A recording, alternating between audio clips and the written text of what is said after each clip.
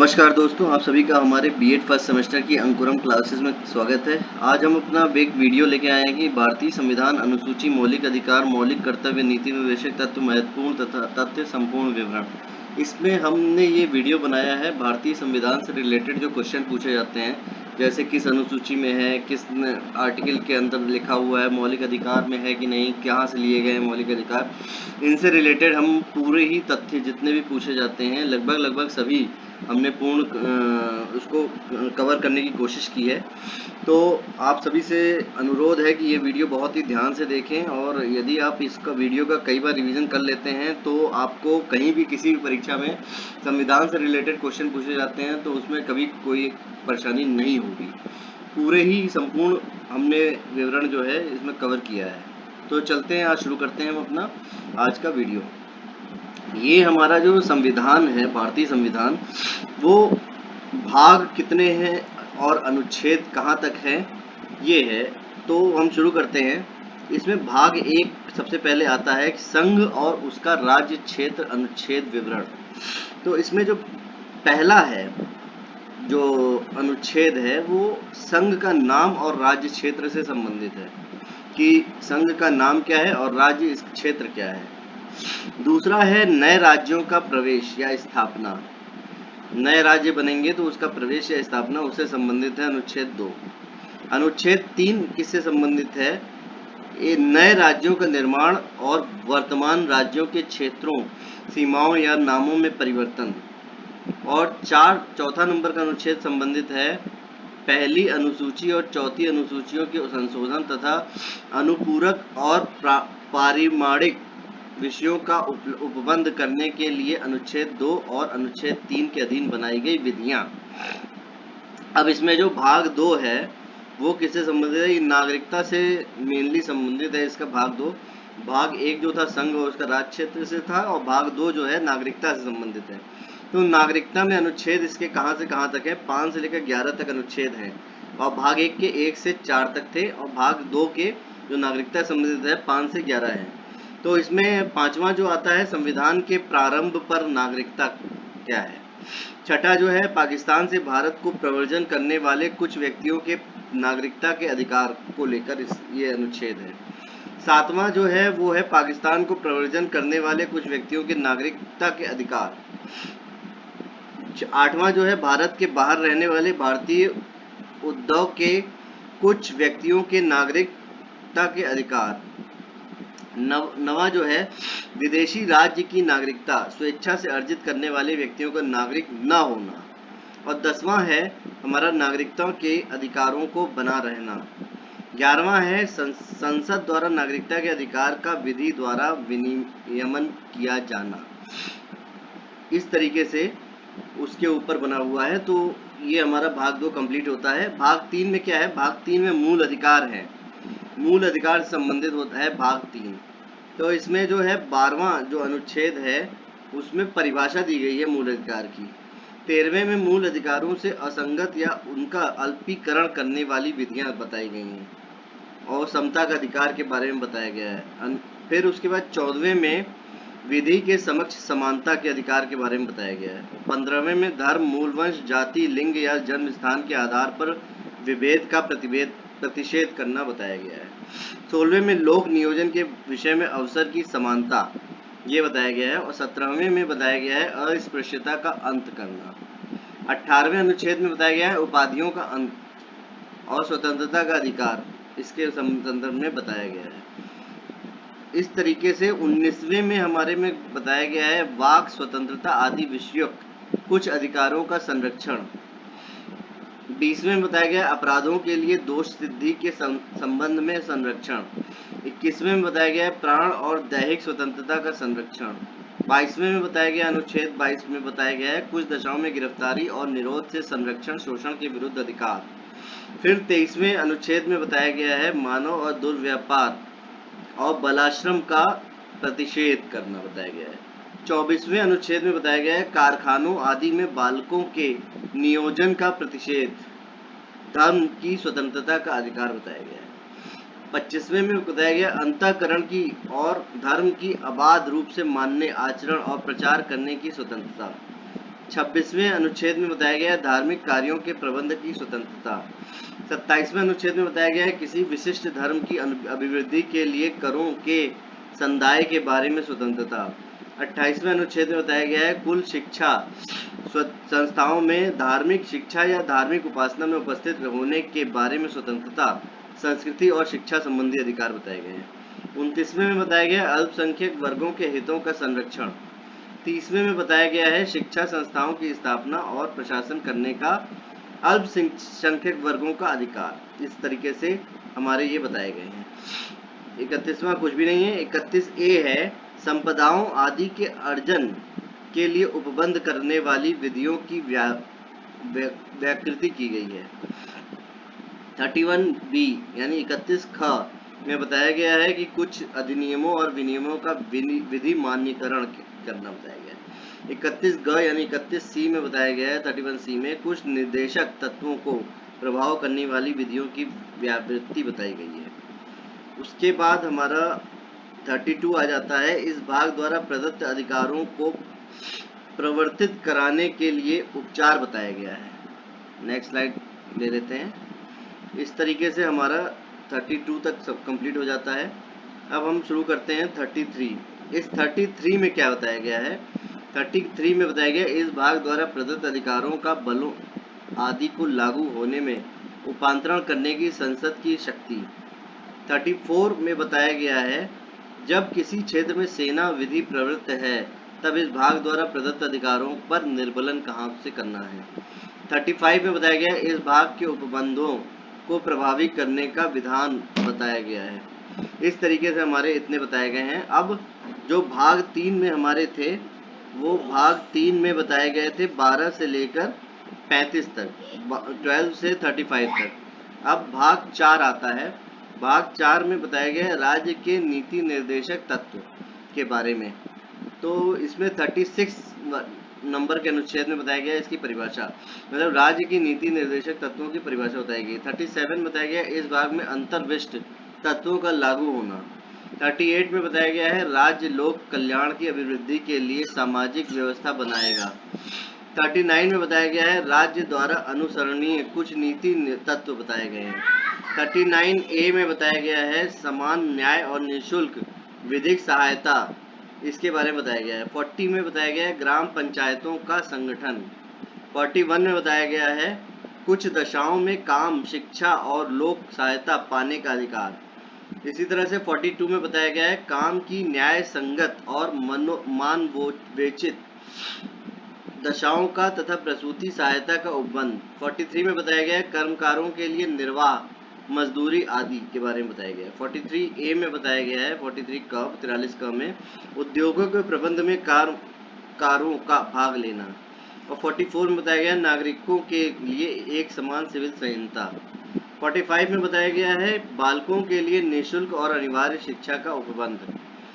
फिर 46 आता है। 46 में बताया गया अनुसूचित जाति, अनुसूचित जनजाति तथा अन्य दुर्बल वर्गों के शिक्षा और अर्थ संबंधी हितों की अभिवृद्धि करना बताया गया है। 47 में बताया गया है पोषाहार स्तर और जीवन को स्तर को ऊंचा करने तथा लोक स्वास्थ्य को सुधार करने का राज्य का कर्तव्य बताया गया है। अब 48 में बताया गया कृषि और पशुपालन का संगठन। 48A में बताया गया पर्यावरण का संरक्षण और संवर्धन तथा वन्य जीवों की रक्षा के संबंधी बताए गए हैं। फिर अनुच्छेद 49 यानी 49 में बताया गया है राष्ट्रीय महत्व के स्मारकों, स्थानों और वस्तुओं का संरक्षण। अनुच्छेद 50 में बताया गया है कार्यपालिका से न्यायपालिका का पृथक्करण कैसे है, इसके बारे में बताया गया है। 51 यानी 51 बताया गया अंतरराष्ट्रीय शांति और सुरक्षा की अभिवृद्धि। इस तरीके से हमारा भाग 4 पूरा होता है और भाग 4A आता है। 4A में भाग 4A में बताया गया है क में मूल कर्तव्यों के बारे में बताया गया है। तो 51A है।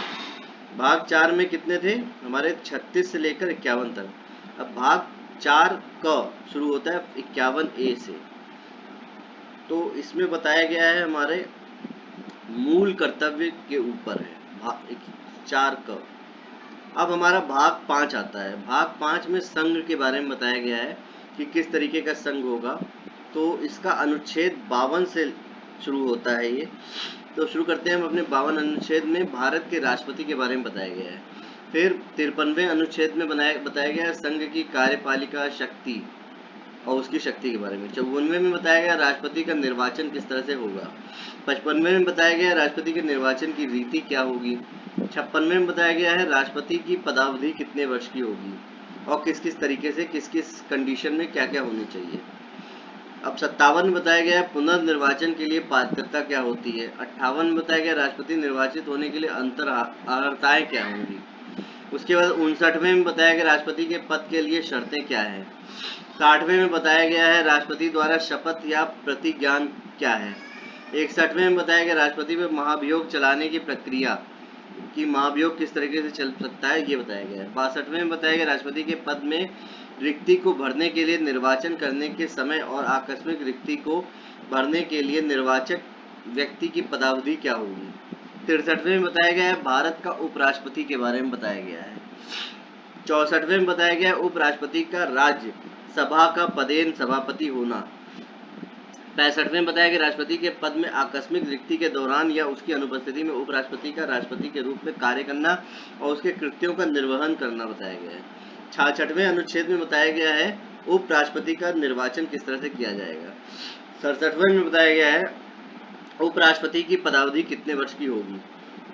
68वें में बताया गया है उपराष्ट्रपति के पद में रिक्ति को भरने के लिए निर्वाचन करने का समय और आकस्मिक रिक्ति को भरने के लिए निर्वाचित व्यक्ति की पदावधि। 69वें में बताया गया है उपराष्ट्रपति द्वारा पद शपथ या प्रतिज्ञान। 70वें में बताया गया है अन्य आकस्मिकताओं में राष्ट्रपति के कृत्यों का निर्वहन किस किस तरीके से होगा ये बताया गया। 71वें में बताया गया है राष्ट्रपति या उपराष्ट्रपति के निर्वाचन से संबंधित या संसद विषय के बारे में बताया गया। 72वें में बताया गया क्षमता आदि की और कुछ मामलों में दंडादेश के निलंबन परिहार या लघुकरण की राष्ट्रपति की शक्ति के बारे में बताया गया। 73वें में बताया गया संघ की कार्यपालिका शक्ति का विस्तार मंत्रिपरिषद अनुच्छेद विवरण इसे बताया गया है। फिर अनुच्छेद 74 में बताया गया है राष्ट्रपति को सहायता और सलाह देने के लिए मंत्रिपरिषद होगी। 75वें में बताया गया है मंत्रियों के बारे में अन्य उपबंध। भारत का महान्यायवादी कैसा होगा। 76वें में बताया गया भारत का महान्यायवादी सरकारी कार्य का संचालन किस तरह से करेगा। अनुच्छेद 77 में बताया गया है भारत सरकार के कार्य का संचालन कैसे होगा। 78वें में बताया गया राष्ट्रपति को जानकारी देने आदि के संबंध में प्रधानमंत्री के क्या क्या कर्तव्य होने चाहिए। इस तरीके से हमारा ये जो है ये स्लाइड पूरी होती है। अगली स्लाइड है हमारी अध्याय 2 आता है। इसमें संसद के बारे में बताया गया है। अनुच्छेद देखते हैं क्या क्या है। तो 89 में बताया गया 79 में बताया गया है 79 में बताया गया है संसद का गठन किस तरह से होगा। 80 में बताया गया है राज्यसभा की संरचना किस तरह से होनी चाहिए। 81 में बताया गया है लोकसभा की संरचना के बारे में बताया गया है। 82वें अनुच्छेद में बताया गया प्रत्येक जनगणना के पश्चात पुनः समायोजन किस तरह से होगा। 83वें में बताया गया है संसद के सदनों की अवधि बताई गई है। 84वें में बताई गई है संसद की सदस्यता के लिए अर्हता क्या होनी चाहिए। 85वें में बताई गई है संसद के सत्र सत्रावसान और विघटन के बारे में बताया गया है। 86वें अनुच्छेद में बताया गया है सदनों के अभिभाषण का और उनको संदेश भेजने का राष्ट्रपति का अधिकार होगा। 87वें में बताया गया राष्ट्रपति का विशेष अभिभाषण किस समय दिया जा सकता है। 88वें में बताया गया है सदनों के बारे में मंत्रियों और महान्यायवादियों के अधिकार क्या होंगे। संसद के अधिकारी के बारे में बताया गया है। 89 में बताया गया है राज्यसभा का सभापति और उपसभापति कौन कौन होगा। 90 में बताया गया है उपसभापति का पद रिक्त होना, पद त्याग या पद से हटाया जाना किस तरह से हटा सकते हैं। 91 में बताया गया है सभापति के पद के कर्तव्यों का पालन करने या सभापति के रूप में कार्य करने की उप सभापति या अन्य व्यक्ति की शक्ति के बारे में बताया गया है। 92वें में बताया गया है जब सभापति या उप सभापति को पद से हटाने का कोई संकल्प विचाराधीन है तब उसका पीठासीन न होना। 93 में बताया गया है लोकसभा और अध्यक्ष और उपाध्यक्ष के बारे में। 94 में बताया गया है अध्यक्ष और उपाध्यक्ष का पद रिक्त होना, पद त्याग और पद से हटाया जाना। 95 में बताया गया अध्यक्ष के पद के कर्तव्यों का आपको पालन करने या अध्यक्ष के रूप में कार्य करने की उपाध्यक्ष या अन्य व्यक्ति की शक्ति के बारे में बताया गया है। अब 96वां आता है। 96वां अनुच्छेद में बताया गया है जब अध्यक्ष या उपाध्यक्ष को पद से हटाने का कोई संकल्प विचाराधीन है तब उसका पीठासीन न होना। 97 में बताया गया है सभापति और उपसभापति तथा अध्यक्ष और उपाध्यक्ष के वेतन और भत्ते के बारे में। 98 में बताया गया है संसद का सचिवालय कार्य संचालन के बारे में बताया गया है। 99 में बताया गया है सदस्यों द्वारा शपथ या प्रतिज्ञान। 100वें अनुच्छेद में बताया गया है सदनों के मतदान रिक्तियों के होते हुए भी सदनों की कार्य करने की शक्ति और गणपूर्ति के बारे में बताया गया है। इस तरीके से हमारा 100 पूरे होते हैं अनुच्छेद। उसके बाद हम अगला देखते हैं कि 101वें में क्या कहा गया है। तो स्थानों के रिक्त होने के बारे में बताया गया है। उसके बाद 102 आता है, उसमें सदस्यों के लिए निर्भरताएं बताई गई हैं कि उनकी क्या निर्भरताएं होनी चाहिए। 103 में क्या कहा गया है सदस्यों की निर्भरताओं से संबंधित प्रश्नों पर विनिश्चय बताया गया। 104 में कहा गया अनुच्छेद 99 के अधीन शपथ लेने या प्रतिज्ञान करने से पहले या निर्वर्तित किए जाने पर बैठने और मत देने के लिए शास्ति कितनी होनी चाहिए, उसकी संसद और उसके सदस्यों की शक्तियां कितनी होनी चाहिए, विशेषाधिकार और उन्मुक्तियों के बारे में व्याख्या की गई है। 105 में बताया गया अनुच्छेद संसद के सदनों की तथा उनके सदस्यों और समितियों की शक्तियों विशेषाधिकार आदि के बारे में बताया गया है। इस तरीके से हमारा 106 नंबर आता है अनुच्छेद सदस्यों के वेतन और भत्ते विधायी प्रक्रिया अनुच्छेद विवरण इनके बारे में बताया गया है। 107वें में बताया गया है विधेयकों के पुनः स्थापन और पारित किए जाने के संबंध में उपलब्ध। उसके बाद 108वें में बताया गया है कुछ दशाओं में दोनों सदनों की संयुक्त बैठक हो सकती है, वो कौन कौन सी दशाएं हैं इनके बारे में व्याख्या की गई है। 109वें में बताया गया धन संबंधी विधेयक के बारे में विशेष प्रक्रिया। ये धन संबंधी विधेयक जो है बहुत ही महत्वपूर्ण है, अक्सर पूछा जाता है, तो याद रखने वाला ये है अनुच्छेद 109। 110 भी धन विधेयक से ही संबंधित है, उसकी परिभाषा दी गई है 110 में। 111वें में अनुच्छेद में बताया गया विधेयकों पर अनुमति वित्तीय विषयों के संबंध में प्रक्रिया। इस तरह से अनुच्छेद विवरण होता है। 112वां अनुच्छेद जो है वो वार्षिक वित्तीय विवरण पेश किया जाता है 112वें अनुच्छेद में बताया गया है। 113वें अनुच्छेद में संसद में प्राक्कलनों के संबंध में प्रक्रिया के बारे में बताया गया है। 114वें में विनियोग विधेयक के बारे में बताया गया है। 115वें में अनुपूरक अतिरिक्त या अधिक अनुदान के बारे में बताया गया है। 116वें में लेखानुदान प्रत्यानुदान और अपवादानुदान के बारे में बताया गया है। इसी तरह 117वें में वित्त विधेयकों के बारे में विशेष उपबंध के बारे में बताया गया है। 118वें में प्रक्रिया के नियम के बारे में बताया गया है। 119 में संसद में वित्तीय कार्य संबंधी प्रक्रिया का विधि द्वारा विनियमन के बारे में बताया गया है। 120वें में संसद में प्रयोग की जाने वाली भाषा के बारे में बताया गया है। 121वें में संसद में चर्चा पर निर्वलन के बारे में बताया गया है। 122वें में न्यायालयों द्वारा संसद की कार्यवाहियों की जांच न किए जाने के बारे में बताया गया है। इस तरीके से हमने अपना अध्याय 2 तक कंप्लीट किया है। अब हमारा अध्याय 3 चालू होता है राष्ट्रपति की विधायी शक्तियाँ, जिसमें बताई गई हैं 123वें अनुच्छेद इसके अंतर्गत आता है और इसमें बताया गया है संसद के विश्रांति काल के में अध्यादेश प्रस्तावित करने की राष्ट्रपति की शक्ति के बारे में बताया गया है। अब हमारा अनुच्छेद 4 आता है, अध्याय 4 आता है, जिसमें संघ की न्यायपालिका के बारे में बताया गया है। अनुच्छेद 4, तो अनुच्छेद 4 जो है हमारा आता है 124वां अनुच्छेद है उसके अंतर्गत, उसमें है उच्चतम न्यायालय की स्थापना और गठन के बारे में बताया गया है। उसके बाद हमारा आता है 125वां, जिसमें न्यायाधीशों के वेतन आदि के बारे में बताया गया है। 126वां अनुच्छेद है कार्यकारी मुख्य न्यायमूर्ति की नियुक्ति के बारे में बताया गया है। 127वां तदर्थ न्यायाधीशों की नियुक्ति के बारे में बताया गया है। 128वां जो है उच्चतम न्यायालय की बैठकों में सेवानिवृत्त न्यायाधीशों की उपस्थिति के बारे में बताया गया है। 129वां जो है उच्चतम न्यायालय का अभिलेख न्यायालय होना, इसके बारे में बताया गया है।